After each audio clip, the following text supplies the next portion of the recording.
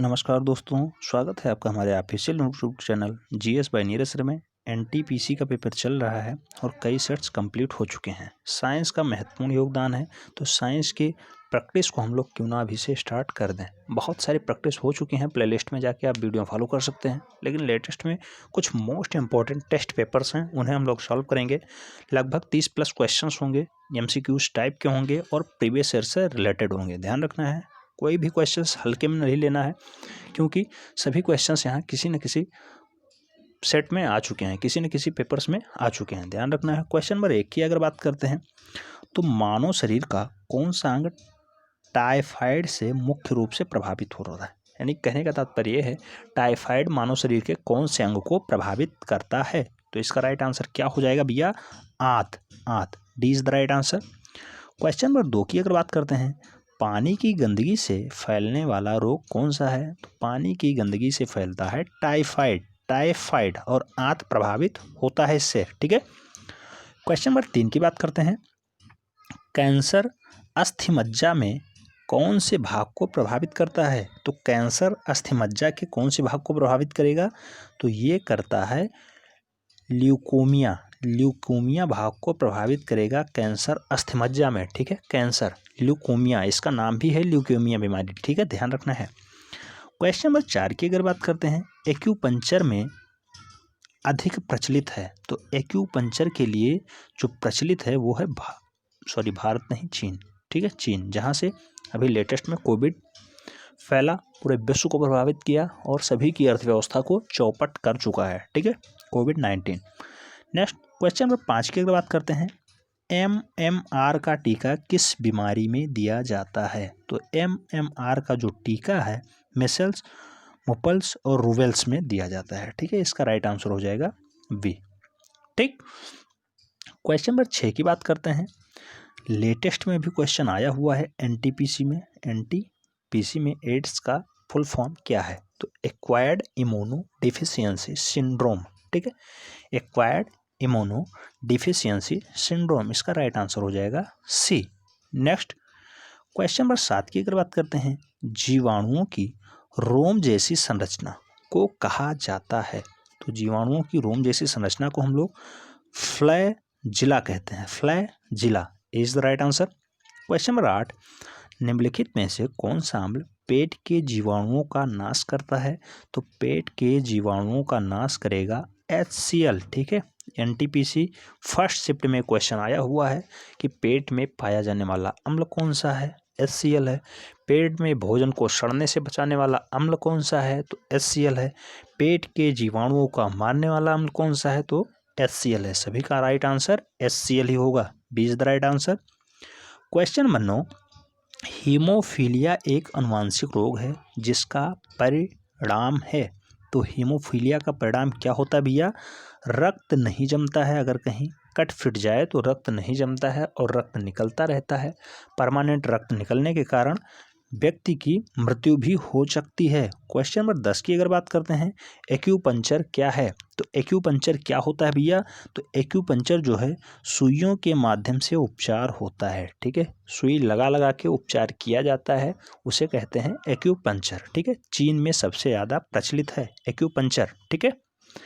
Question number 11 की अगर बात करते हैं, डिप्थीरिया रोग ग्रस्त होता है, यानी डिप्थीरिया रोग से ग्रस्त क्या होगा। तो डिप्थीरिया रोग जो प्रभावित करता है वो गले को प्रभावित करता है। B is the right answer. Question number 12 की अगर बात करते हैं, मलेरिया रोग प्रभावित करता है, तो इसका राइट आंसर क्या बनेगा। तो मलेरिया रोग से प्रभावित होता है प्लीहा। C is the right answer. Most important question है, स्टार लगा लीजिए। ठीक, आने की संभावना 100% है। क्वेश्चन नंबर 13 में डी का फुल फॉर्म पूछा गया है एड्स में। तो एक्वायर्ड इम्यूनो डिफिशियंसी सिंड्रोम। ठीक है, तो डी का मतलब हो जाएगा deficiency. C is the right answer. Question number 14, glaucoma व टेक्क्रोमा किस अंग का रोग है। तो ग्लूकोमा और टेक्क्रोमा आँख से संबंधित रोग हैं। ठीक है, आँख से संबंधित। D is the right answer. Question number 15 की अगर बात करते हैं, हेपेटाइटिस रोग में शरीर कौन सा अंग प्रभावित होता है। तो हेपेटाइटिस में अक्सर शरीर का यकृत प्रभावित होता है। यकृत। ठीक है, यकृत। C is the right answer. Question number 16 की अगर बात करते हैं, रोग पानी के माध्यम से होता है, तो कौन सा रोग है जो पानी के माध्यम से होगा? तो हैजा फैलता है जो, वो पानी के माध्यम से ही फैलता है, महामारी रोग है, ध्यान रखना है, हैजा। नेक्स्ट क्वेश्चन नंबर 17, प्याज है, तो प्याज क्या है भैया? तो प्याज एक वल्व है, वल्व, ठीक है, B is the right answer. Question number 18 की बात करते हैं, अदरक होता है, तो अदरक किसका रूपांतरित रूप है? तो अदरक जो है रूपांतरित होता है तना, ठीक है, तने को हम लोग अदरक के नाम से भी जानते हैं। अदरक जो है रूपांतरित रूप है तना का। नेक्स्ट क्वेश्चन नंबर 19 की बात करते हैं, बांस किस कुल का पौधा है? तो बांस एक घास कुल का पौधा है, B is the right answer. Question number 20 की बात करते हैं, सामान्य चीनी या फिर केन शुगर किसे कहते हैं? तो सामान्य चीनी या केन शुगर हम लोग सुक्रोज को कहेंगे, sucrose is the right answer, sucrose. Question number 21 की बात करते हैं, नाशपाती का खाने योग्य भाग कौन सा होता है? तो नाशपाती का हम लोग सदैव गूदेदार पुष्पासन खाते हैं, पुष्पासन is the right answer. Question number 22 की अगर बात करते हैं, सेब का कौन सा भाग खाने योग्य है? मोस्ट पॉपुलर क्वेश्चन है, बहुत बार रिपीट हुआ है। तो मासल पुष्पासन इसका भी हम लोग खाते हैं, सेब का, ठीक है, मासल पुष्पासन से ही खाते हैं सेब का भी। क्वेश्चन नंबर 23, आलू उदाहरण है, तो आलू जो है वो संयुक्त रूप से उदाहरण है रूपांतरित तने का, रूपांतरित तने का, ठीक है, रूपांतरित तना, जड़ उसका नीचे होता है, ध्यान रखना है। अगर ध्यान देंगे तो पतली पतली रेशेदार नुमा को संरचना होती है, वो उसकी जड़ होती है। आलू जो है वो तना है, ठीक है, और ऊपर जो गया हुआ है वो उसकी पत्तियां हैं, ठीक। तो आलू तने का रूप है। क्वेश्चन नंबर 24 की बात करते हैं, काली मिर्च पादप एक डाट है, तो काली मिर्च पादप किससे संबंध रखता है? तो एक झाड़ी से संबंध रखता है, झाड़ी, ठीक है, काली मिर्च का जो पादप है वो एक झाड़ी नुमा होता है, ठीक। क्वेश्चन नंबर 25 की बात करते हैं, पौधे के किस भाग से जूट की प्राप्ति होती है? तो जूट को हम लोग पौधे के किस भाग से प्राप्त करते हैं? तो तने से प्राप्त करते हैं, तने से, ठीक है, तने को छीला जाता है, वही होता है जूट, ठीक है। नेक्स्ट क्वेश्चन नंबर 26 की बात करते हैं, रंजक व खाद्य पदार्थ बनाने में किसका प्रयोग किया जाता है? तो खाद्य पदार्थ बनाने के लिए कैरामल का प्रयोग किया जाएगा, कैरामल, ठीक है। क्वेश्चन नंबर 27, कपास प्राप्त होता है, तो कपास को हम लोग कैसे लाते हैं? तो बीज से, ठीक है, कपास, कपास बीज से, ठीक है, C is the right answer. Question number 28 की बात करते हैं, प्याज परिवर्तित रूप है, तो प्याज परिवर्तित रूप किसका है भैया? तो प्याज तने का परिवर्तित रूप है, is the right answer. Question number 29, Homo sapiens किसका वैज्ञानिक नाम है? तो होमोसेपियंस मनुष्य का वैज्ञानिक नाम है, इंपॉर्टेंट क्वेश्चन है, ध्यान रखना है। क्वेश्चन नंबर 30 की बात करते हैं, तारपीन का तेल किस पेड़ से प्राप्त किया जाता है?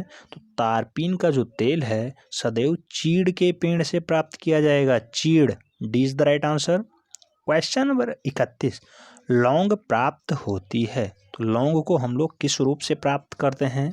तो पुष्प कलिका से प्राप्त किया जाता है लौंग, ठीक है, पुष्प कलिका, C is the right answer. Question number 31 की बात करते हैं, तो 31 में लौंग प्राप्त किया जाता है पुष्प कलिका से। क्वेश्चन नंबर 32 की अगर बात करते हैं, शहद का मुख्य घटक है, तो शहद का मुख्य घटक क्या होता है? फ्रक्टोज होता है, जबकि चीनी का ओरिजिनल रूप कौन सा है? तो चीनी जो है वो है सुक्रोज और शहद जो है वो फ्रक्टोज है, ध्यान रखना है। रेबीज के टीके की खोज किसने की थी? तो रेबीज जो है वो कुत्ते के काटने से होता है और लुई पास्चर ने इसके टीके को खोजा था, Louis Pasteur, B is the right answer. Question number 34 की बात करते हैं, हाइड्रोपोनिक्स संबंधित है, तो हाइड्रोपोनिक्स का संबंध है मिट्टी के बिना पौधे की वृद्धि, बिना मिट्टी के पौधे की वृद्धि हो जाए उसे हम लोग हाइड्रोपोनिक्स के नाम से जानते हैं, इज द राइट आंसर।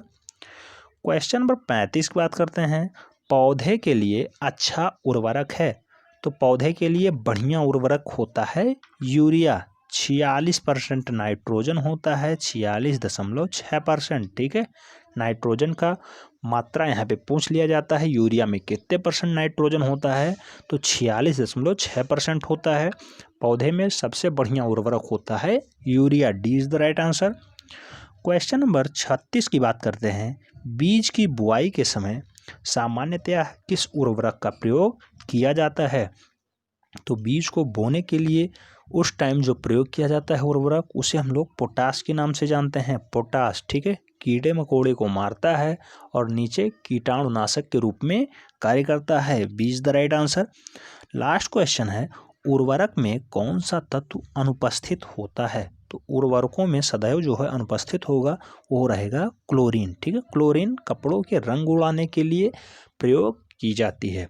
तो ये सेशन आपको कैसा लगा, कमेंट के माध्यम से अपनी राय दें। चैनल के साथ पहली बार जुड़े हों तो चैनल को सब्सक्राइब कर लें, बेल आइकन को प्रेस कर लें, जिससे कि नोटिफिकेशन आपको टाइम से मिलती रहे और आप चैनल का भरपूर लाभ ले सकें।